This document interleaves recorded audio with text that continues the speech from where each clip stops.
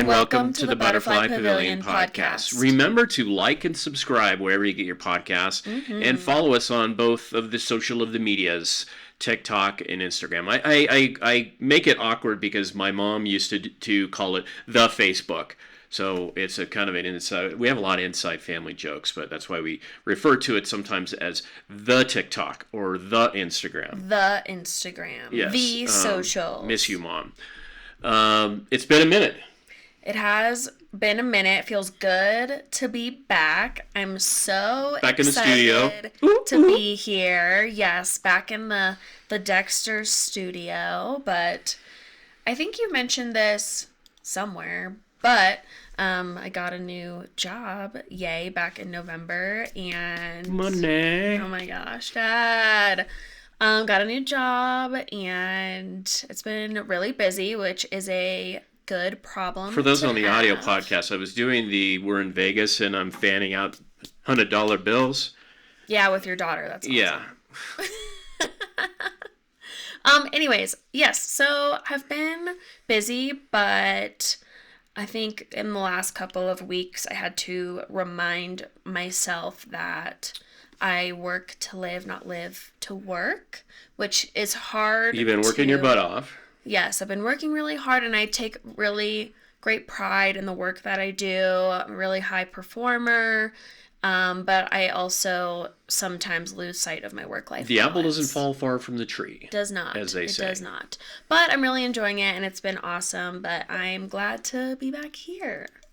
Oh, we're thrilled to have you back. So I think we're going to do TV theme today, but I think a few housekeeping items that we want to cover. We are just beyond our 1-year birthday. Woo! We had a respite trip in Santa Fe, New Mexico, where we recorded. It was blurry. We had one mic. The sound was horrible. And you're saying, wait, it's still blurry. The sound is still blurry. Yeah. We didn't know what we were doing. I think we had a 30-minute episode. It was longer than that. It wasn't very long. Oh, it wasn't? The first one, I think it was our shortest, but no, it was also the most heartfelt because it define the journey and why we're doing this podcast. We want to maintain our vision, and that's to have dad and daughter conversations, hopefully entertain.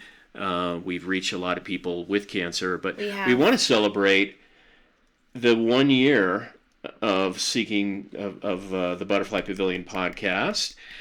And also, we're a small podcast. We were excited when we hit the 1,000 downloads point, so we have a cake. Heck yeah! I don't think we're gonna light the candle. We could. We ordered a birthday download cake. I said we. When I say top heavy. Yeah, when I say we, that means the what do we call her? Production. She should be the director of production. She's director of creativity. Oh, she's the creative director. Yeah, a.k.a. my wife. Anyway, she bought a cupcake that I thought was going to be like this big, but it's ginormous, and we have butterflies on there. We will light the candle later. It's so pretty. And I want to eat it. Well, we might just have to... Dad. No, ew. For those just listening, my dad just stuck his finger in the cake like a sicko. I'll eat the one with the cake. But yes, thank you. Thank you for all the people that downloaded. Yeah, that's so cool when I was talking to you about this a bit ago, we're not influencers that have millions of followers or millions of listeners, but no. When we think about it, 1,000 downloads, that means that like 1,000 people, that was the reach. We've reached 1,000 people, and that's really meaningful to us, and hopefully our podcast helps people. I think we want to maintain that vision of the whole idea was record conversations with dad and daughter yes. Because I am going through a stage 4 cancer journey. We'll talk about that in a minute. But we have reached people. As I've mentioned in the last couple of episodes, people with cancer We reach all kinds of people that we've touched. So that is awesome. On that note, we talked with the boys hijacked the podcast last episode. My bros. Yeah, my bros. Yeah, there was a lot of testosterone in the room, but we read fan mail and we decided that we needed a fan mail jingle. So, Brother Tim. Fan mail. Can't wait for our fan mail. Fan mail. Cue jazz hands. Oh yeah, Uncle Tim, so good. I played it twice. Uncle Tim came up with our fan mail jingle. We've got a lot of material to cover today, so we aren't going to cover fan mail, but that is a solicitation. Also, if you like the podcast, want to hear something good, bad, indifferent, drop us a comment on our socials or in the comments of each of the podcast episodes. We are going to talk about TV, but the other, just housekeeping item, I have a hard time reading books. I've got cognitive issues related to long COVID that we've talked about. So I find myself, and I love to read, and Nikki and my wife is an huge avid book reader. I would find myself rereading pages, but my wife is part of the Governors, which is the Sharon McMahon, or Sharon Says So on social, has a book club. And one of the books they covered was Between Two Kingdoms from Suleika Jaouad. I'm hoping I didn't hack her name. My wife didn't realize it was a cancer book. I asked her if she cried, and of course she did, because it's cancer. But I found myself really into this book because it's a young woman. She got cancer at a very young age, leukemia, and one other form of cancer. But there were just so many things that really struck a familiar chord with me. One, she lived in New York in her early 20s, and it made me remember my trips to New York in my 20s, partying in Manhattan with Fred and my friend Dave, going to the tunnel, which was in the era of Studio 54, neither of which but the tunnel was this classic New York City nightclub where you had to have the right clothes to get in. So we worked really hard and you had to be good looking enough. So somehow we made it into the club. Somehow. But it was an abandoned subway tunnel, or one that was decommissioned, that was turned into this club, and it was just it was a really wild new experience. That sounds so fun. Her book really conjured up, because she starts out with kind of her early days and days of partying in New York City, but then she gets cancer at a very young age. But found a lot in common, other than the fact that I haven't met Oprah, I haven't been on Stephen Colbert, and I haven't done a TED Talk. The TED. TED Talk. I knew what you meant, but you just I didn't use talk. I sometimes word problem with words. But I want to read just one quick sentence from it, not from her TED Talk. She's talking about a friend that she called about her cancer, and she starts talking about this. He quickly said, "Hey, I gotta go." He promised to call back later that night. He didn't. I wouldn't hear from him in many weeks. It was my first indication that cancer is uncomfortable for the people around you, and that when people don't know what to say, they often don't say nothing at all. So true. I'm maybe now 80 pages into the book, and she's now getting chemo in Manhattan. Has similar experiences with what people showed up, what people were I can't remember what word she used, but people that wallow in doom. Surprised a lot of her party friends in Manhattan didn't show up, but it struck me because we've talked about it on the podcast. I actually wrote a recent Substack post around if someone with cancer brings up cancer, what not to say or what could you say. So we'll link to that Substack post, but the one thing you don't do is just respond with a thumbs up emoji. But I think inversely, I think my mom and I had this conversation years ago. You can't also expect certain reactions out of No. someone and be disappointed. So You can only control right, your thoughts, actions, and how you treat other people. That's it. right. So I think it's a fine balance. It's again, we talk about, it'd be nice to have empathy. I don't want sympathy. I think we do a very good job of trying to bring light into the darkness. We do. And we do talk about cancer a lot.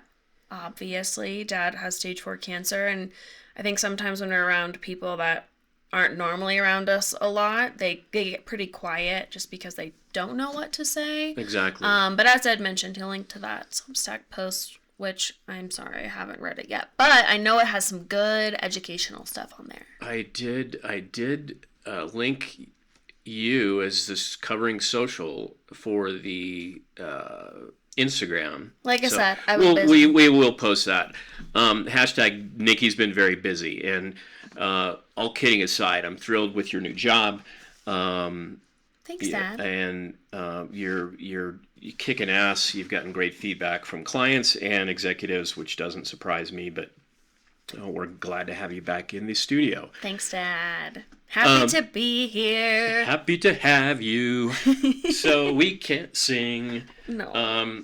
So I will talk more about the book when I hopefully finish that. But I found it a fascinating read. So shout out to Suleika and Sharon McMahon for that. So man's story. What are we going to talk about today? Oh, I thought you said man's story. No. Okay, so the main subject story of our podcast today, we wanted to dive into the entertainment realm of television. This is something that I think we've always bonded over entertainment and movies, but recently my dad and I have connected and really enjoy watching TV series on our own and having conversations about different characters and the storyline and the production. And so for the first question of the day, TV shows that shaped our personalities. So I don't know how many you in our have. youth. In our youth, Yes. Do you want to go first, Dad? I can go first. Sure, of course. We are going to end with movie quotes, but I do have a couple of TV jingles and Mac has entered the room. Mac has entered the chat. Nikki's lovely pup that Dad loves so much. You okay? Hello, little girl. Okay. There are probably too many TV shows to talk about in my youth. Growing up on Detroit Circle in Littleton, Colorado. But the first one, I'm going to actually do a bit of instead of movie quotes, this is TV jingles. Here's the story. Supposed to guess? Supposed to guess. You didn't tell me. Okay. I sprang this on you. Oh, God. I did it again. I have to do this twice. You have to do this twice. Here's the right. story of a lovely lady who was bringing up 3 very lovely girls. All of them had hair of gold, like their mother, the youngest one in curls. It's a story of a man named who was busy with 3 boys of his own. They were 4 men living all together, yet they were all alone. Oh, no. Jesus. Is this the Brady Bunch? It is a Brady Bunch. Hell yeah, I got it. Nice. And I bleeped out of a man named Brady. Have you ever watched the Brady Bunch, or you just know about it from TV culture? No, I think I've seen a few episodes or like bits and pieces of it when I was younger, definitely. But I remember the popular intro where they sang the song. Yeah, so it's referenced a lot actually in working remote or remote working environments because you're on Zoom. The Brady Bunch grid. The Brady Bunch grid, yeah. Right. So it's, even though, when did that air? Like in the 60s? No, it was not the 60s. 70s? It would have been, I should have the answer, but I'm guessing, yeah, it would have been in the 70s. Okay, yeah. So it's kind of crazy that show Hashtag I'm that old. was in the 70s, which was a long time ago, but it still was so culturally relevant. It's still being referenced today. Okay, well, and the second part of that, you need to guess. This is from one of the episodes. He's looking around the room like a goofball. Okay. What episode? I don't know. Well, what was I doing? Looking? Did I feel like I knew where I was? No, you looked lost. I was lost. That was when Bobby Brady was lost in the Grand Canyon with Cindy. Very traumatic episode. No, we were all in on the Brady Bunch. So yeah, I was pretending I was lost in the Grand Canyon as Bobby Brady. But there was all kinds of like little lessons about honesty. There was the episode when they were playing football inside. Oh, jeez. Nothing wrong can come from that. Oh my God, it stresses me out. So they broke the lamp, and I've probably used this, growing up with you kids. They broke the lamp, and it started out as perhaps a Rembrandt lamp, and then it turned into Picasso. So they glued it back together. But of course, the parents come home, and they're like, I always say, growing up, the parents are like detectives. They can know when shit, Oh yeah. We knew most of this stuff. So it was a lesson in honesty. There was the episode where Greg Brady was injured and it took photos for the big football game and captured a photo of a touchdown, but the player's foot was actually out of bounds and it was their team. So of course the game ended, and he printed these photos later on because there actually used to be film in cameras. You had to take them to a grocery store or a little hut, like a Kodak hut, to get your photos developed.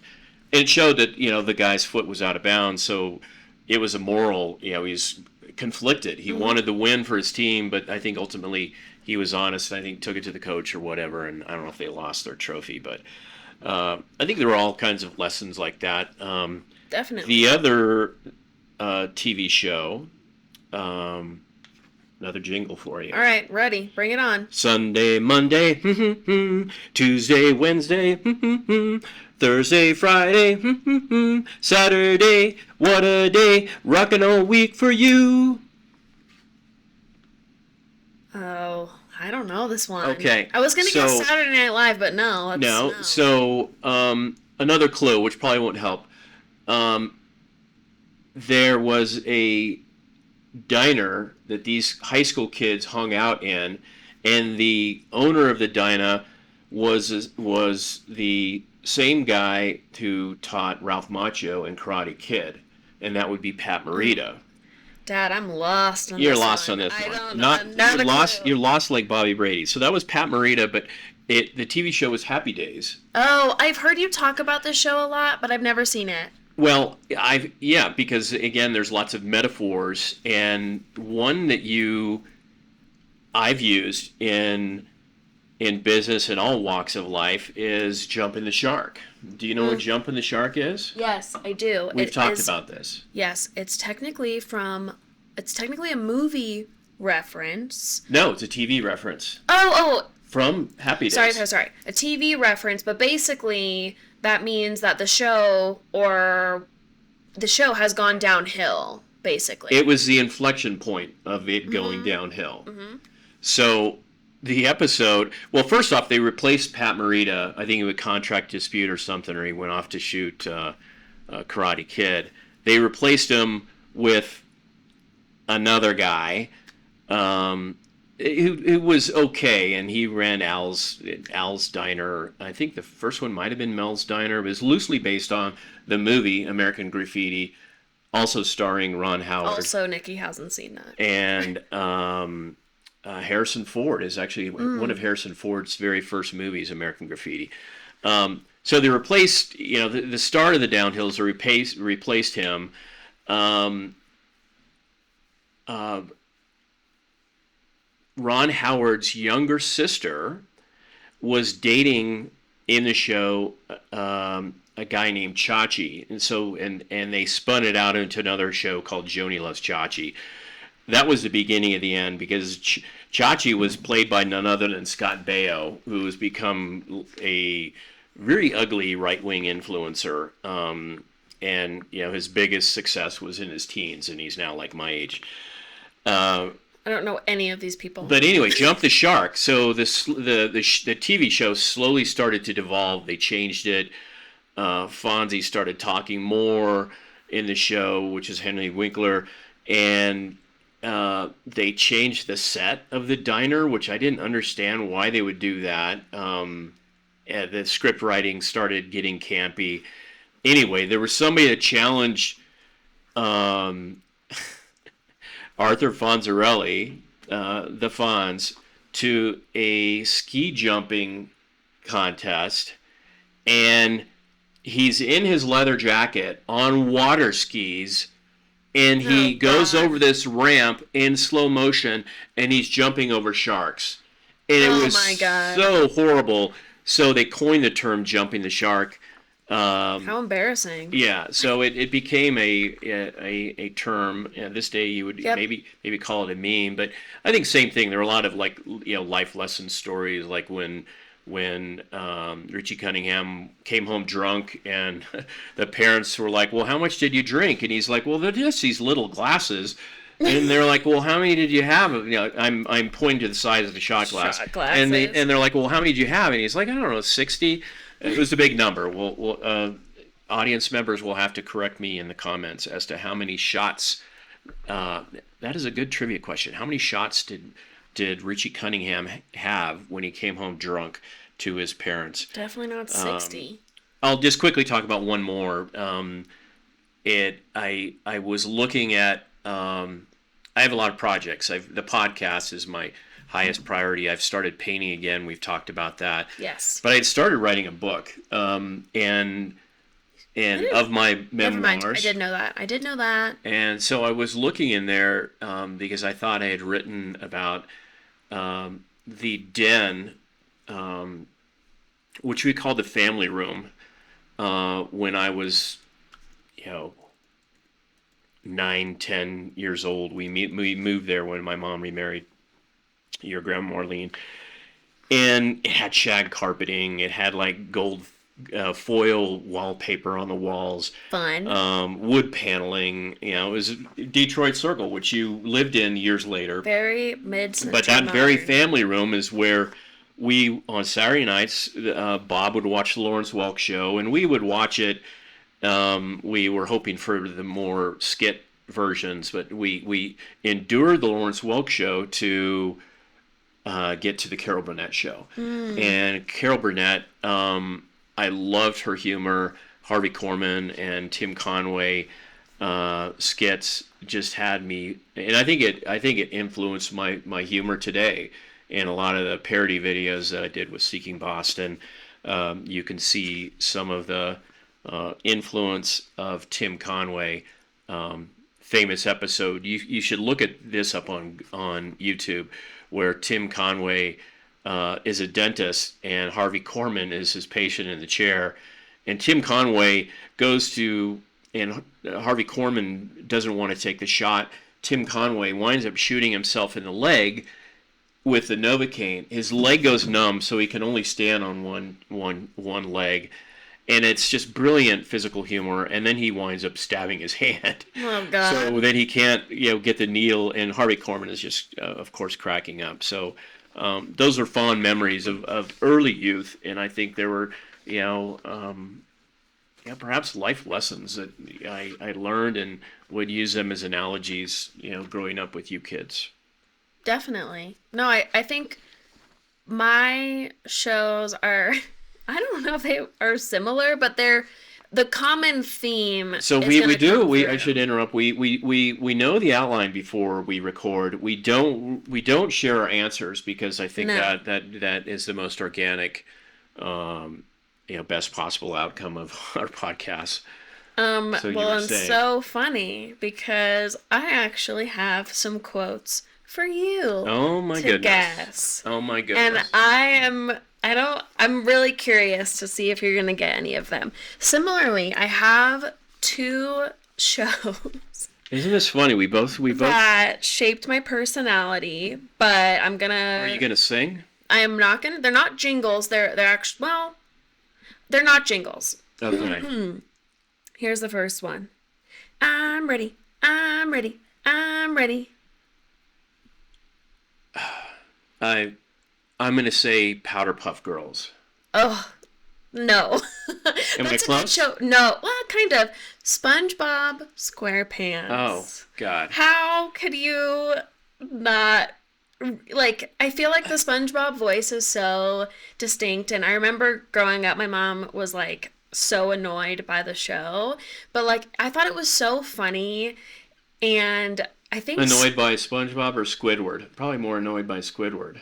No, I think SpongeBob just, like, his voice is, I can't even replicate it. It's just so, like, high-pitched, and she didn't really understand, like, why I was watching this show on Nickelodeon. But, like, SpongeBob, as a character, is a very positive person, always.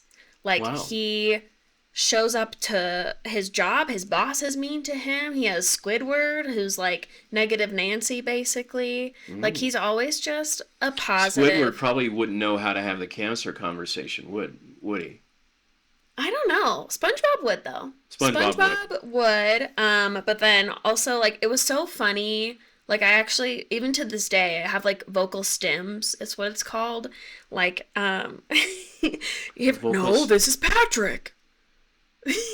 Like, Patrick Star. Like, just, like, random things. Or Clips. F is for friends who do stuff together. U is for you and me.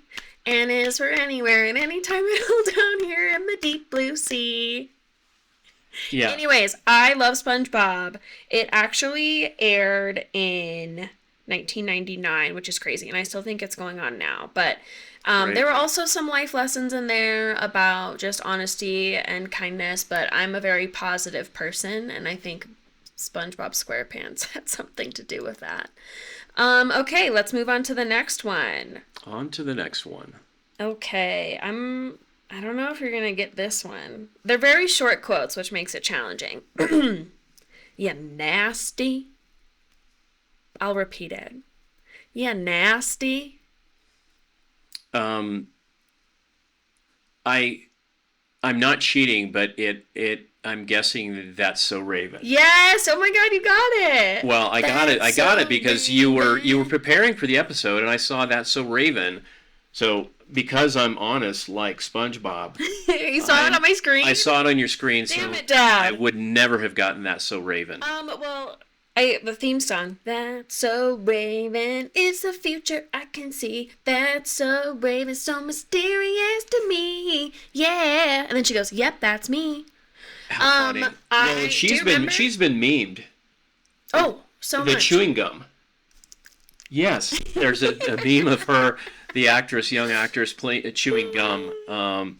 That is in the GIFs that you load into X or Instagram. I loved that show. I thought it was so funny, but I also loved the fashion, like Raven's outfits. Even in the intro, she's wearing a bright blue and like teal outfit. She has like orange pants on. It's like a fur jacket and there's like a mushroom on it.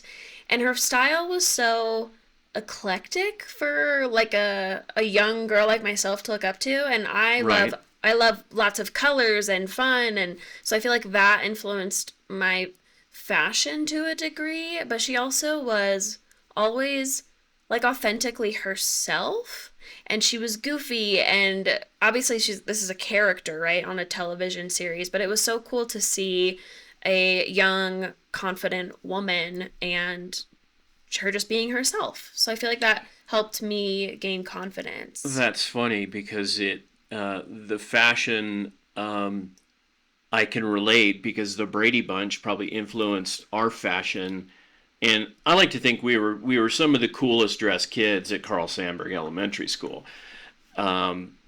I've got my class photos where my mom had me decked out in a purple bell sleeve shirt. Sleeves? Bell sleeves, bell bottoms and bell sleeves. What color were your pants?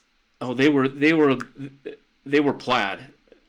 I'm sure they were a pretty loud plaid, stylish. but they were Far bell out. bottoms, and I had a leather fringe vest.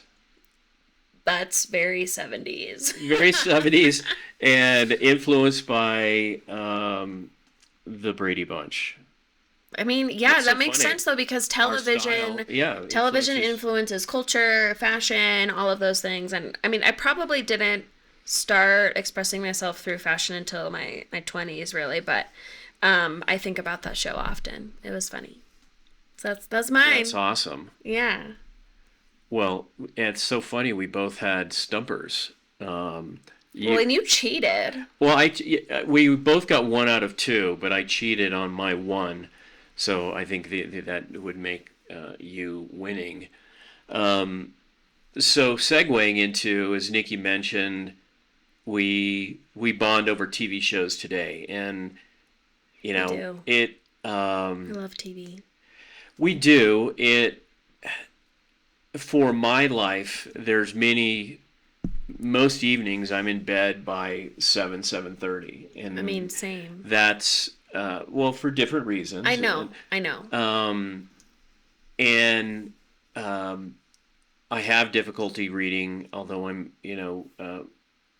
working my way through Suleika's book, Making an effort. but as a result, I mean, I love sports. Our Nuggets tripped over themselves. Our Avalanche are heading to the Western Conference Finals. Go Avs. But we are very much into almost like a book club of having shows we like to watch at the same time and discuss the episodes. And it usually ebbs and flows with what's good on TV, right? So, there are a few shows that we probably want to talk about that are our favorites. Can't wait.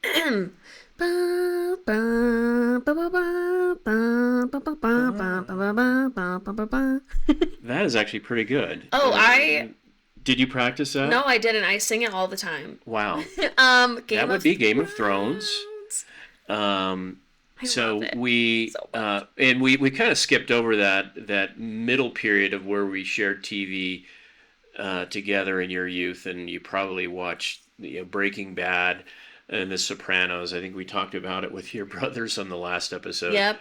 Some shows you probably shouldn't have watched, but Game of Thrones, as adults, is a show we both got into. I actually didn't start watching the show right off the bat. Like a lot of shows, you start hearing about it, and you're, with the beauty of streaming TV today, you can just pick up any show at any time. I was very late to the bandwagon as well. I think I started watching it the same year that the final season came out. So I was kind of lucky because I got to binge the whole thing all the way up to the last season. And I know that we actually had a watch party here. Do you remember, for the season finale? We did. We will do that. I think we've done that for a couple of different shows. We have. It's just so fun because we, Franzi's awesome. She finds some like bingo card online, or like, we make it into a little competition of adding predictions and what we think is going to happen, even though your nerd brother Keenan actually wrote the entire kingdom down on a piece of paper in like a 4-point font in a mechanical pencil, and all the names and all the lineage. It's a very complicated show. Well, it is, but I mean, it makes sense because because they're obviously based on the books from George R.R. Martin, which, by the way, I finished the first one. But world building in a fantasy land is difficult, but also super important because, I mean, almost all fantasy books, I have my little fantasy t-shirt on right now, FYI.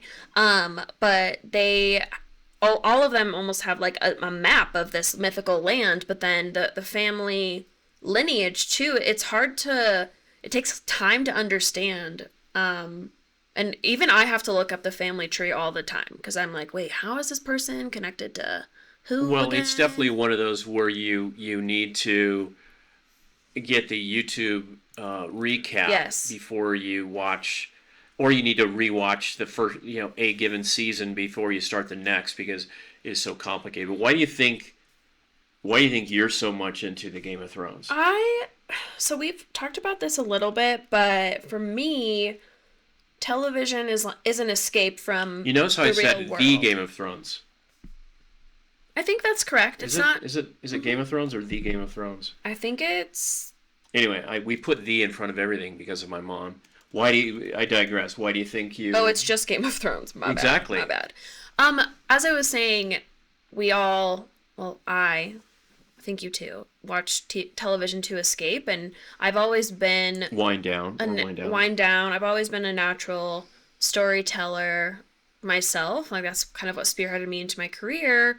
But then I love the character development of Game of Thrones as well as the different storylines, because you can pick any character from the starting point, and to see the evolution of that character over time, that's pretty difficult to do well. And I think the Game of Thrones characters, they're very colorful. I have so many favorites. But the other part that I love is dragons.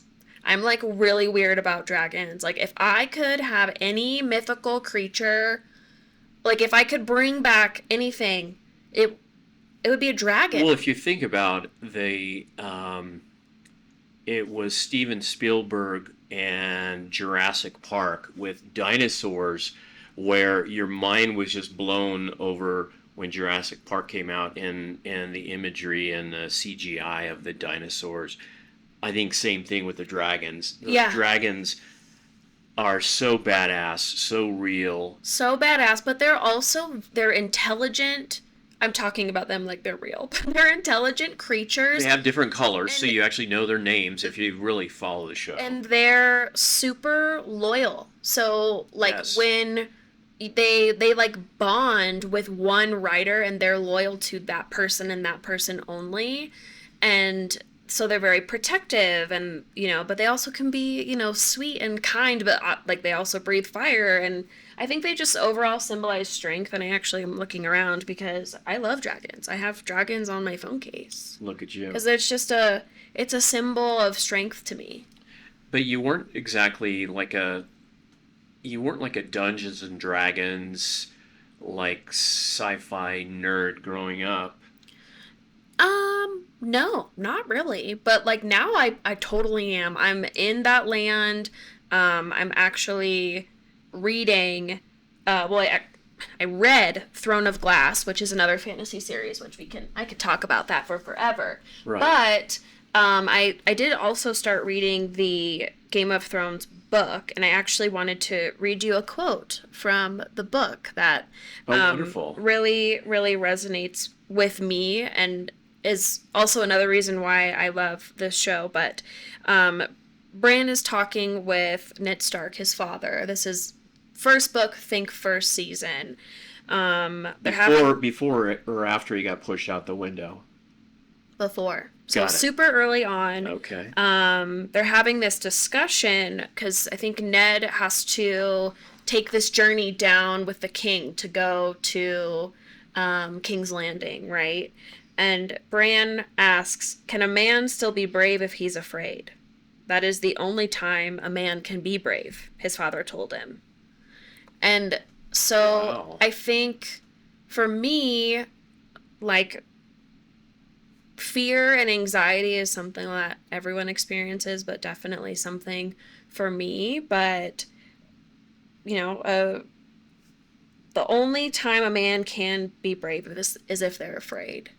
Wow. And I think that resonates with me also because you're really brave, Dad, and everything that you're experiencing. I know it's scary, but without fear, there is no bravery. And I try to be brave in everything that I do. And Yeah, that's funny. I thank you. Before you sprang on me, and as you're reading it, that's the first thing that came to mind is that, of course, I don't consider myself brave, but other people, like my good friend Greg Benton, I think he talked to, ran into a family member and just commented about how brave Ty is. And I think Franzi and I were talking about that at the dinner table last night. You really have no choice. I mean, you have a choice. You can wallow in misery because we actually I don't go out at night. I have very few social engagements just because I crash so early, and an evening excursion will cause a crash the next day. It's just Right. So it's just kind of my life. But she had an industry event, and with our good friend Ashley, and so the two of us went, and I really enjoyed it. But she got the same feedback that people. Of course, it was funny. So a couple times I could tell we were across the room, and she's talking to someone, and they kind of look over and kind of have their sad face on, like, oh, they must be having the cancer conversation right now. But she got a lot of feedback from people that are like, I just can't believe how kind of casual you are, and that's at least our journey. And trust me, there are, I think I had a reaction from that day yesterday. I was a bit down, and but overall we strive to bring normalcy, and everything is very vibrant when you have cancer, because it is a death sentence. And 2.5 years ago I was told that I've got 2 to 5 years to live. So you have, for us, we have no choice but to, be brave but more importantly, just embrace life. And that could be, laying That looks different for everybody, and it Right. doesn't have to. I think when people hear bravery, they think of a knight going into a soldier in war. battle, right? But it's bravery comes through in many different ways, and often just small ways in everyday life. And so I was really impressed, because I have watched Game of Thrones like 5 times, but that quote is exactly how it is in the first season. Like, word for word, that quote is in the first season of Game of Thrones. That is insane. So, anywho, Thank you so much for sharing that. yeah, of course. No, I have a ton of other quotes, and oh, by the way, there's a dragon on my Kindle case too. So what character what's your favorite character, or that you can relate to, or just what's your favorite character? Do you want to guess who my favorite character is from Game of Thrones? Oh, goodness. I don't think you're going to get it. I do have many, I will say, but... What's Ned Stark's wife's name? Catherine Stark? Catherine Stark? I was going to guess Catherine Stark.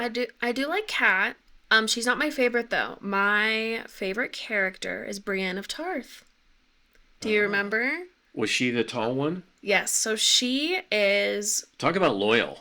Yes, 100%. I think I told you the other day, I was like, I'm like obsessed with nights lately. And I think Colin was like nighttime? I was like, Hashtag no. nerd. No, seriously. But so she is growing up. She's a huge, she's super tall female. So she gets made fun of growing up. But then she's just different than women. She's not a lady and someone who is going to be, betrothed. So she Right. goes on this journey to be a knight for Renly Baratheon. But she's not really a knight, because she hasn't been knighted, but Right. she truly is one. But I'm a really big fan of her loyalty, because at one point in the show, she dedicates herself to Catherine Stark. Catherine obviously dies, and she just throughout the whole journey, it doesn't matter. She's not loyal to a house. She's loyal to a person. And I think for me... Didn't she go in to protect the daughter too? Mm-hmm. Yep. Yeah. Yep. For me, like, there's something so beautiful about taking an oath. And, like, also another thing that we can control is our words and what we promise to people. And if I make an oath or a promise to someone, I'm going to follow through with it like a knight does, like Brienne of Tarth does. But then at the end of, it's, I think, like, second to last season or something like that. You are tenacious. She finally gets knighted by Jaime Lannister, who has... If you remember, you know, she put him up on this pedestal because Jaime Lannister is like the top knight of the knights. And she, while as this whole time has been a knight, you're not actually a knight until another knight knights you, by the way. So she gets knighted. I literally watched this scene. I'm like bawling my eyes out. Like, I think it's so beautiful that Well, it was a long journey for her to earn that. It was, yeah, just her whole life. And I thought, I guess I haven't cried on the Butterfly Pavilion podcast, but I'm like getting teary-eyed thinking about Brienne of Tarth getting knighted. We were close to using the cry jar. We did actually use the cry jar last week. So that's my favorite character. Wow. So there are so many characters, and you can pick and glean, you know, different aspects and characteristics, you know, from a character. That's where you get characteristics from a character. I would say, you know, so many, but maybe a tie between Ned Stark and Tyrion Lannister. I love them both so much. So Ned Stark, again, you know, you can tell we're related. Father figure, loyal to his death. Also, you know, maybe cancer parallels, although his demise came fast. But, you know, I thought he was badass. So badass. In, you know, the first season or two. I don't want to spoiler alert for those that haven't watched Game of Thrones. Oh, I just spoiled a bunch. But yeah. It's been out for a while. It's been out for a while, so shame on you. Check it out if you haven't. But Tyrion, you know, he's a character. He's so funny. He's funny. Hilarious, smart, intelligent. Good reader. There's more than a tinge of debauchery, which, you know, I had debaucherous phases in my life that had pretty mild these days. Well, he's like drunk half the show. True. You know, but he also shot his dad with a is it a bow? Mm-hmm. Bow and arrow. It's like, but what's the weapon that's where you pull it back and it goes? It's not bow and arrow, but it's like a bow something. Oh my god. Anyway, archery. Is his dad on the toilet? And you know that you know, was perhaps things that I weren't able to act out on in life, because maybe in the business world there are people that I certainly didn't want to go in the bathroom and shoot them in the bow while they were sitting on the shitter. A couple of that can come to mind. I won't mention due to legal obligations, but God, you know who you are. But no, I both those guys are pretty badass. Well, and also again, like, think of Tyrion from where he started. You know, he was he's a bastard. He wasn't a bastard child, but his family treated him as such. Jon Snow was actually the bastard child. He worked his way up to a hand of the Queen of Daenerys. Yes. And but prior to us moving on, because I know we want to talk about House of Dragon too, but I did have another quote that I also think you will like from Ned Stark. If you would take a man's life, you owe it to him to at least look into his eyes and hear his final words. And if you cannot bear to do that, then perhaps the man does not deserve to die. Wow. And so I think for me, like, in my life, like, I take the words of, if you don't have anything nice, don't say it at all. And I think it's really easy to, like, online, like, spew really negative thoughts or comments, but like if you don't actually have the guts or the balls to say that to someone's face, then why are you saying it at all? And so he, like, that just really speaks to the kind of man that Ned Stark is. Yeah. Thought you'd enjoy that one. Well, and your favorite, she's also on Severance. Wait. Oh, I know. I know. Oh my gosh, I totally forgot the actress. Oh my gosh, I can't remember her name either. But yeah, she's in Severance as well, which we also love. Which would take we'd have to rewatch we'd have to definitely rewatch to even begin to talk about that complex show. It is another one that we both loved. Teetered on, science fiction.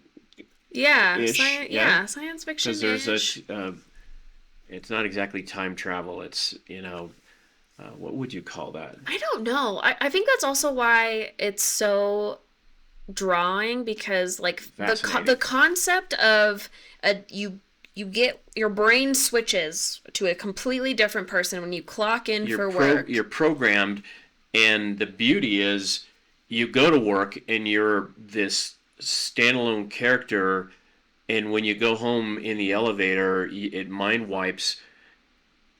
And it is a fantasy in that you imagine going home and not having to stress over work.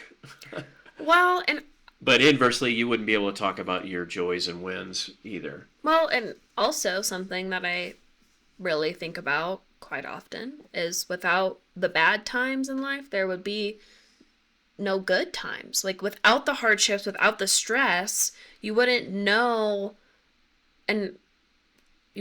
how to be mindful and present in that happiness. Right. So I don't know if I would be like sign up for that Severance. Exactly. As I was uttering those words, I realized the folly of that, and that is you can't pick and choose and say, I want to forget that day or that job or that stretch of time, because then it was hopefully followed by a great boss, and I had a great career with only a couple of really bad experiences, but I got to travel the world. I worked with great people, still good friends with many of them. So I don't think I would sign up for the Severance thing. No, I wouldn't either. But I leapfrogged to Severance. You did. That's okay. But we're also approaching the end, and I do want to end with movie quotes. All right. Is there more that you want to talk about in terms of Game of Thrones? We could do a whole episode, and that's what Nikki initially was talking about. I think you've understood how nerdy I am. Yes, you can go deep, and we probably could go a full episode and there are podcasts out there that do inside the episode, but that's not what we're about. I think it's been great to talk about the journey and how TV and now streaming shows become a fiber of perhaps who you are, what you enjoy, part of your escape. You have that bad day of work, and kind of like going to the movies where you just forget about everything and you escape into a show or a movie. Yep, I transport into my fantasy land, and I just read about dragons and knights, and it's really fun. Yeah, but I would say that the three that we probably, I would lump together House of the Dragon along with Game of Thrones. That's so good. Severance, and I would probably put Pluribus right up there in three of the shows that we just are totally geeked out on. Mm-hmm. If you haven't watched Pluribus, absolutely do it. I think that one appealed to me because it was kind of a childhood fantasy. There were a couple of movies with Charlton Heston that I can recall. I think it was The Omega Man. Imagine what life would be like if you all of a sudden were the only person left on a planet. I have not had that same. No, it's kind of like Invisible, but these were like movies where you get sucked into 99% is horrible because your family's gone. So many things are gone. The intriguing part is you can go anywhere. And that's the cool part is they finally figure, man, I can go stay in the nicest hotel. They start, there's the guy in Vegas that has a lineup of like 12 of the most badass cars outside. Well, yeah, but then he's like, the aliens are like playing into his fantasy, which is also just so there's the alien weird. factor. So she isn't actually the only. It's not like the Omega Man where she's the only one there. There are these alter ego, aliens that are also there that and there's only a handful of people that we know of, like 5, I want to say, that are like her character. But then I think... And they try reaching out to each other. Yeah, well, she is like... What is her name? Why am I blanking on the character's name? Okay. This is going to drive me crazy. Cat? It's not... I'm looking this up really quick. Well, she was in Better Call Saul. Yes, I'm actually rewatching that right now. She was a girlfriend, on and off again, love interest. Saul Goodman. Cast... Oh my god. Also, by the way, Pluribus has a 99% rating on Rotten Tomatoes. Do you know how crazy high that is? Well, I can see why. It's an insanely good show. Amazing. Oh, Carol. That's it. I was like, it's something with a C or a K. They're like, hello, Carol. Then they're like... But what's the actress's name? Rhea Seehorn. Rhea Seehorn. Yes, God. I love her. Yes, she's amazing. I can't wait for season 2 of that. It's like a show that's... There's no other show like it. Like Severance, like the concept. Indeed. Okay, I know you have some movie quotes though, so we can jump to that. So, I think wrapping up it in short of being duplicitous, TV, can influence you at different times in your life. Definitely. Hopefully, it's not your total being. No. Because sitting in front of the TV all day, that would not be. So we try and definitely go for the quality programs, but it is something we can do together, sometimes physically together, but virtually together, because my evenings are so, remember the word sedentary. Said and Terry. Yes. No, I agree, but it's just, I love good TV. And I love the production component to it. I love to analyze and think about the actors and the actresses and how they actually pulled off filming all of these things. So that's also fun too. Okay, so we're gonna wrap with movie quotes before final thoughts. All right, I'm ready. I don't know about you. Ready. I'm ready. Yes, you are. So there's 2 characters in this scene. How may I help you? You can start by wiping that fucking dumbass smile off your rosy fucking cheeks.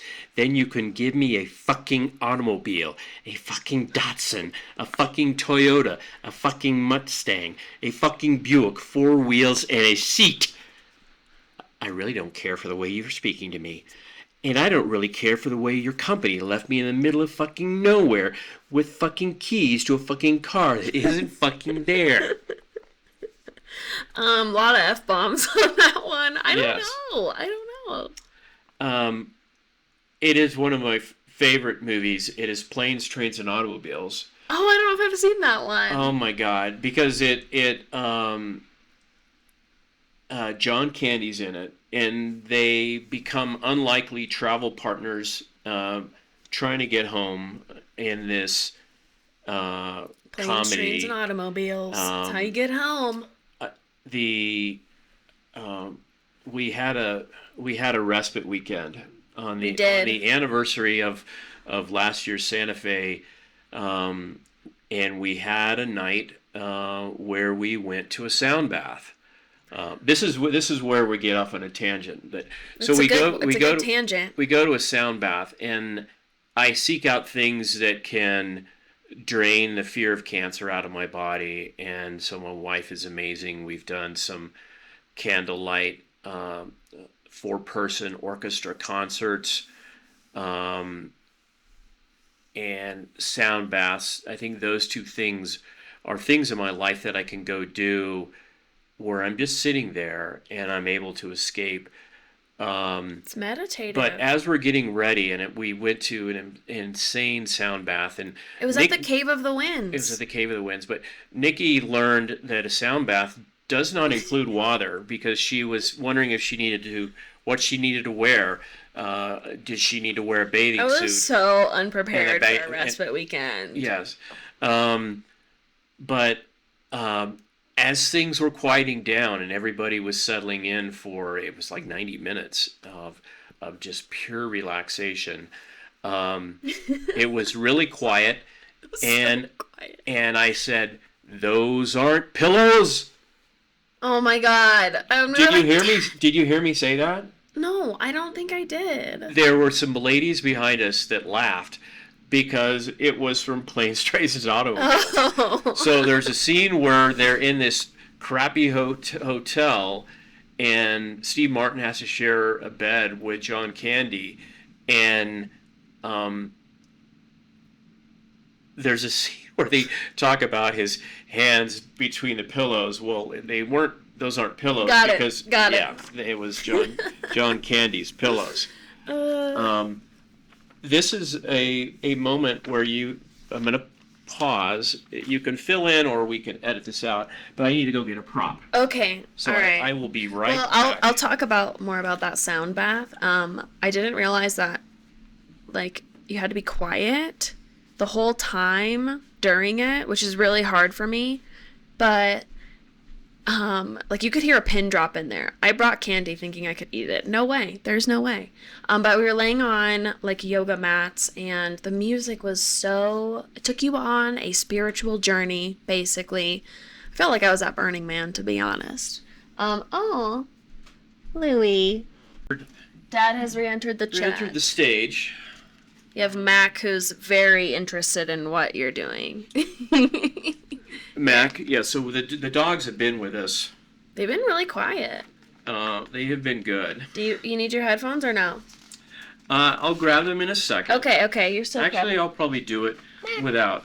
So you've got a speaking part in this I have a speaking... okay. So when I point to you, and the parentheses, that's your character and your motivation. Wait, what? What's a American Southern accent? Yes. So you're gonna speak in a Southern tone when I tell you to read your scene. So we've got, for those on the audio, we've entered in Louis, one of our two Bichons. So he's my prop in this movie quote. And when I look to you, you read your line. Okay. All right. So you're a Southern woman in a bit of you're scared. You're frantic. Okay. Okay. Got it? Yeah. Okay. I'll do my best. It rubs the lotion on its skin. It does this whenever it's told. Mister, my family will pay cash. Whatever ransom you're asking for, they'll pay it. It rubs the lotion on its skin, or else it gets the hose again. Silence of the Lambs. Silence of the Lambs. Good. God, you were one of two. Probably because the acting was phenomenal. Your Southern accent was you went a little too heavy on the Southern. Well, you said Southern accent. I didn't say deep Southern, but Mister, my family will pay you cash. Whatever ransom you're asking for, they'll pay it. I didn't know what movie, or else I would have. Yeah.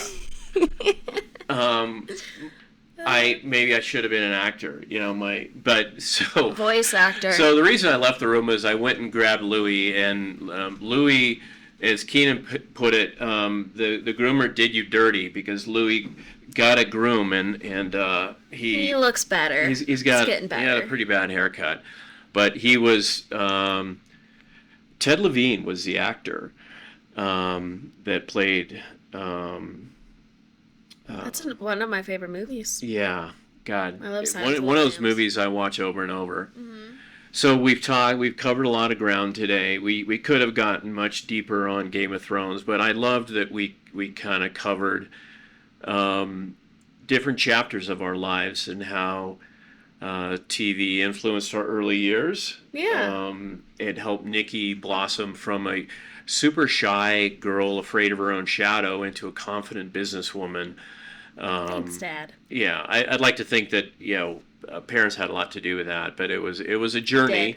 But I'm sure you related to those characters growing up, just as I did to Bobby Brady. Definitely. But we've loved SpongeBob. sharing the hour with you, talking about TV shows. Yes. Thank you. I think, did we skip over page 4 update? I think we did. Oh my God, we did. Okay, so I will wrap with that. We had the agenda, and I think we got excited about the fan jingle that my brother wrote. So page 4 update. Page 4 meaning it's stage 4 cancer, so it's a play on words, and that's when I briefly talk about, because no, this podcast isn't all the depths and depravities and pains of cancer. PSA, which we've talked about, which is that prostate-specific antigen, is what we've been measuring to see how treatment has been working. It jumped up in my last quarterly. They were alarmed, and that fundamentally means that cancer treatment has stopped working. So they did talk about a trial that we're pretty much ready to, and Mac has very eagerly joined the conversation for those on YouTube. We're going to go with this trial. I will share more details. I'm actually going in. They wanted to remeasure in a month, and that's going to be this next Tuesday. So we'll probably produce this episode after that appointment, because it takes a good week for me to get it out. But it was stressful because it's hard to hear that treatment has stopped working essentially, and my numbers are going up. But we're very excited about this trial and what it can do, and it also has deals with T cells and immunity. So my friends in the long COVID community will understand those terms, because that is part of my long COVID experience. So that's something why we're leaning towards going down this Johnson & Johnson trial, is that it is shown to be effective with prostate cancer. But I also have a broken immune system, so I think it's got added benefit to do that. So we will update when we record next. We may update on social accounts, but once again, I think it's been a great hour with you, Nikki. Not quite an hour of ginger power. Not quite an hour of ginger power. No, I've heard the update, but I'm glad that you're sharing it with our audience, and I think the family is really hopeful about the trial. I'm excited for it. I think I can't hurt. Yeah, well, my perception of clinical trials before I got cancer was it was a Hail Mary. That's a football term for the game is essentially over and you've got basically one shot. You know what Hail Mary is? No, I do, but that's not how I view a clinical trial as like a... No, I'm saying my perception of clinical trials before I got cancer was that you were far gone, and this was something that hadn't been proven, because if it had been proven, cancer would be cured. The fact of the matter is, my perception has changed, and you got to have hope, because without hope, you can choose to lay down and die, and you will lay down and die, quite literally. So it does give you hope. And I think cancer research in the last, we've talked about that's what I was just going to say, has progressed so much in the last, 7 to 10 years. has been 10x what it was the previous 40 years. Right. Yeah. So I think that's for me. I'm like, this is, No, a chance for hope, but also it's a very not aggressive. Oh my gosh, I cannot think of the word. Progressive. Aggressive. Well, aggressive, but a progressive approach. It is both aggressive and progressive. And yes. yeah, Yes. so I'm excited about it. Yeah. So we will keep you updated, but thanks for riding along with us today, and hopefully we showed you that we do find light in darkness. We do find light in darkness every day. Last weekend we found light in darkness in the darkness, because at the sound bath it was actually absolutely amazing. But again, thanks for listening, and we will catch you next month here on the Butterfly Pavilion Podcast. Thanks so much. Talk to you soon. Bye-bye. Bye.